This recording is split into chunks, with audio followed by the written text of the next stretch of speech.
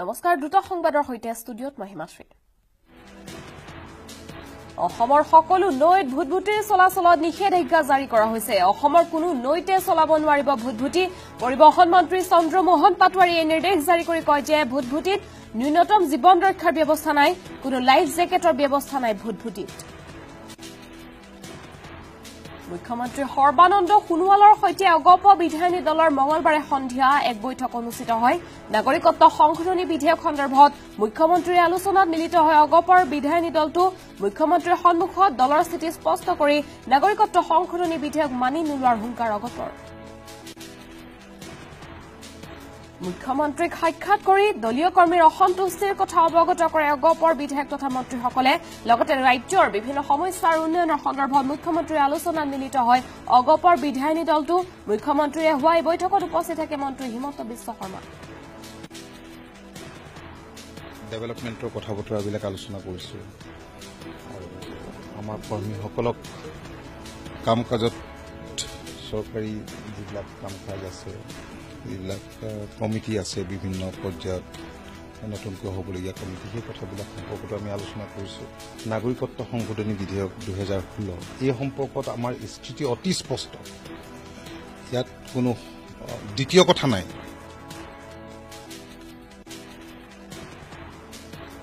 চৰকাৰৰ অংশীদাৰ হোৱাৰ পিছতো নাগৰিকত্ব সংশোধনী বিধেয়কৰ বিৰুদ্ধে মাত মাতি আহিছে অগপই এই বিধেয়কখন কোনো কাৰণতে অগপই গৃহীত হ'বলৈ নিদিয়ে এই মন্তব্য অগপৰ সভাপতি তথা মন্ত্ৰী অতুল বৰাৰ অগপই দেশৰ সকলো ৰাজনৈতিক দলৰ সৈতে বিধেয়কখনৰ বিৰোধিতা সন্দৰ্ভত আলোচনা কৰিছে আৰু দলে নিজৰ স্থিতি স্পষ্ট কৰি আহিছে অসম চুক্তি উলংঘা কৰিব খোজা কেন্দ্ৰৰ কোনো সিদ্ধান্তই অগপই গ্ৰহণ নকৰে বুলি স্পষ্ট কৰি দি অতুল বৰাই কয় যে বিদেশী খেদিব নোৱাৰা অৱস্থাত বিদেশী অনা সন্দৰ্ভত চলোৱা তৎপৰতা আশ্চৰ্যজনক বিজেপি নেতৃত্বাধীন মিত্ৰজোঁট চৰকাৰ অংশীদাৰ আমি অংশীদাৰ হৈও আমি যোৱা সময়ছোৱাত নাগৰিকত্ব সংশোধনী বিধেয়ক 2016ৰ বিৰুদ্ধে বলিষ্ঠ পদক্ষেপ গ্ৰহণ কৰি আহিছোঁ খিলঞ্জীয়া মানুহৰ স্বাৰ্থ আমি বিঘ্নিত হ'বলৈ দিব নোৱাৰোঁ জাতিৰ স্বাৰ্থ আমি বিঘ্নিত হ'বলৈ আমি দিব নোৱাৰোঁ ইয়াৰ বাবে যি পৰ্যায়লৈকে যাব লাগে আমি যাবলৈ সাজু আছোঁ স্বগৃহত সীমা উপস্থিত হোৱাৰ লগে লগে মঙলবাৰে ঢিঙত উৎসৱমুখৰ পৰিৱেশৰ সৃষ্টি হয় যিখন কান্ধুলিমাৰী গাঁৱৰ পৰা ওলাই এছিয়ান গেমছত সোণ আৰু ৰূপৰ পদকেৰে দেশক জিলিকাই তুলিলে সেই গাঁৱত সীমাক লৈ বৈছে আনন্দৰ বন্যা আপোনাৰ কন্যা বহু দিনৰ অন্তত ঘৰলৈ ঘূৰি আহিছে মন যোৱা নাই নে অকলে কথা পাতিবলৈ ইমান মানুহৰ ভিৰৰ মাজত মন গৈছে মন গ'লেও এতিয়া মোৰ মাক হিচাপত সেইখিনি সুবিধা পোৱা নাই আৰু মই গোটেই ৰাইজকে অনুৰোধ কৰিছোঁ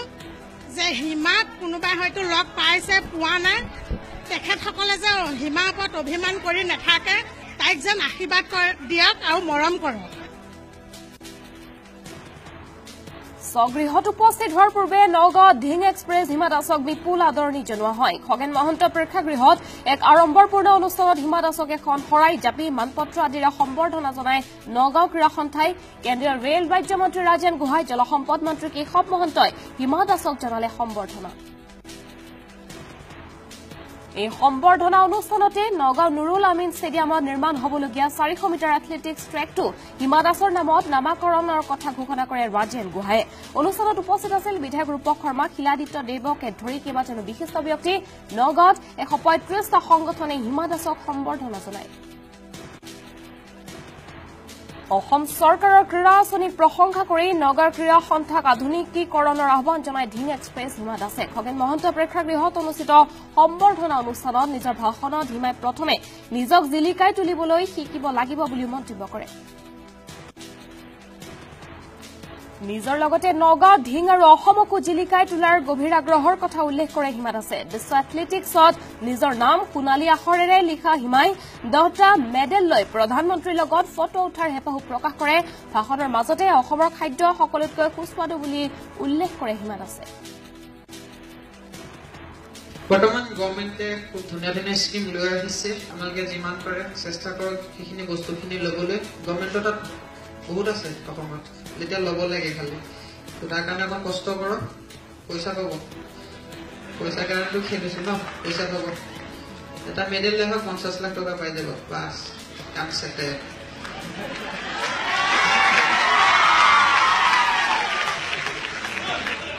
পইচা বোলে ভুল গ'লে নহ'ব আৰু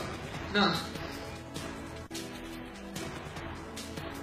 বিলাসীপাৰাত ভয়ংকৰ পথ দুৰ্ঘটনা দ্ৰুত বেগী ৱাগনাৰে মহতিয়াই নিলে এটা পৰিয়ালৰ 4জনক বাহনৰ খুন্দাত নিহত হৈছে মাতৃপুত্ৰ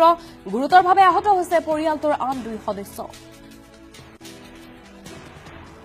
দ্ৰুত বেগী ৱাগনাৰৰ খুন্দাত থিতাতে নিহত হৈছে পুত্ৰ শহীদ আলম ইফালে চিকিৎসালয়লৈ নিয়াৰ পথতে মৃত্যুক আঁকোৱালি লয় মাতৃ চাহিদা খাতুনে আনহাতে দুৰ্ঘটনাত আহত পৰিয়ালটোৰ আন 2 সদস্যক ভৰ্তি কৰোৱা হৈছে বৰপেটা চিকিৎসা মহাবিদ্যালয়ত বাক্সাৰ বৰমাত অস্ত্ৰ শস্ত্ৰসহ 2জন যুৱকক গ্ৰেপ্তাৰ কৰা হৈছে বৰমাত থকা সেনাৰ 15 নং জাট ৰেজিমেণ্টৰ ইণ্টেলিজেন্স ব্ৰাঞ্চ আৰু বৰমা আৰক্ষীৰ অভিযানত বৰমাৰ 31 নম্বৰ ৰাষ্ট্ৰীয় ঘাইপথত এখন 4-চকীয়া বাহনৰ পৰা উদ্ধাৰ কৰে অস্ত্ৰ শস্ত্ৰসমূহ আৰক্ষীয়ে এটা AK-56 ৰাইফল এটা পিষ্টল আৰু এটা মেগাজিন সহ গ্ৰেপ্তাৰ কৰে বুবুল ডেকা আৰু নয়নমণি বৈশ্যক অল্টো বাহনেৰে ৰঙিয়াৰ পৰা ধমধমা অভিমুখে আহি আছিল 2 যুৱক আৰু সম্প্ৰতি সেনাৰ জিম্মাত আছে যুৱক 2জন চেঁচা আৰু চেমৰাই নৈ কবলত গহপুৰৰ এটি পৰিয়ালৰ বাসগৃহ চেঁচা চেংমৰাৰ বানৰ মাজত আবদ্ধ হৈ আছে উত্তৰ কলাবাৰী গাঁও পঞ্চায়তৰ ৰঙাজান মিচিং গাঁৱৰ দুৰ্ভগীয়া পৰিয়ালটো এবছৰ পূৰ্বে নৈ দুখনৰ বানে ঘৰটো ভাঙি পেলোৱাৰ পাছত চৰকাৰে প্ৰদান কৰা ইন্দিৰা আৱাস যোজনাৰ বাসগৃহত থাকিবলৈ লৈছিল পৰিয়ালটো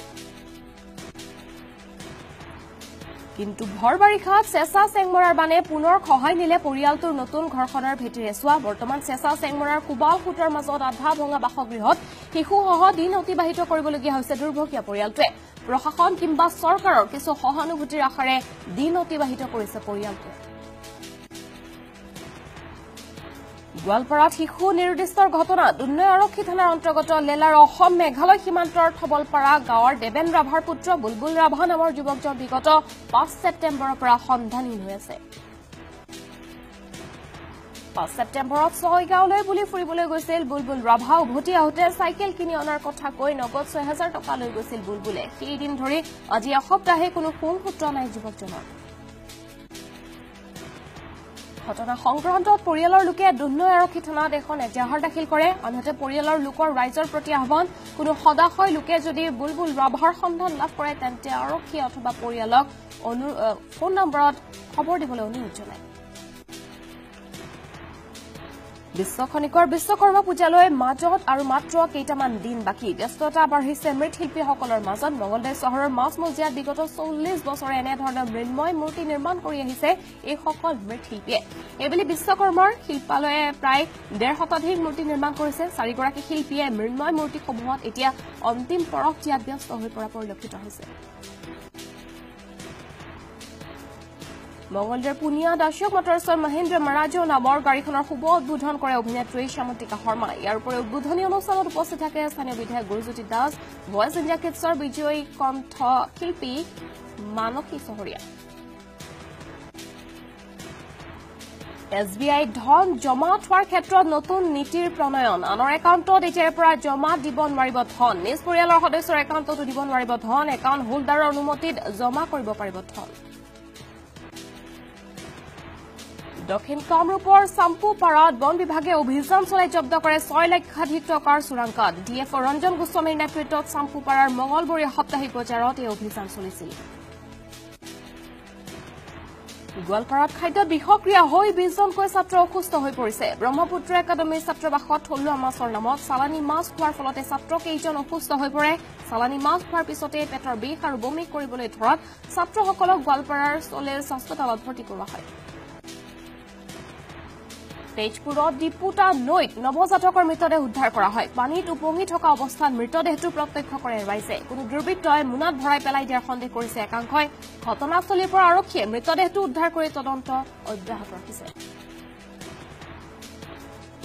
তেলেংগানাৰ কণ্ডাগাট্টুত পথ দুৰ্ঘটনা নিহত প্ৰায় 57 জনকৈ লোক তীৰ্থযাত্ৰী কঢ়িয়াই নিয়াৰ ৰাজ্যিক পৰিবহণ নিগমৰ এখন বাছে নিয়ন্ত্ৰণ হেৰুৱাই দ খাৱৈত বাগৰি পৰে এই দুৰ্ঘটনাত লগতে 32 জনকৈ লোক গুৰুতৰভাৱে আহত হয় তেলেংগানাৰ মুখ্যমন্ত্ৰী কে চন্দ্ৰশেখৰ ৰাৱে মৃতকৰ পৰিয়াললৈ 5 লাখ টকাৰ সাহায্য ঘোষণা কৰিছে আৰু ইয়াৰ লগে লগে দুটো সংবাদৰ পৰা মই হিমাশ্ৰী বিদায় লৈছো নমস্কাৰ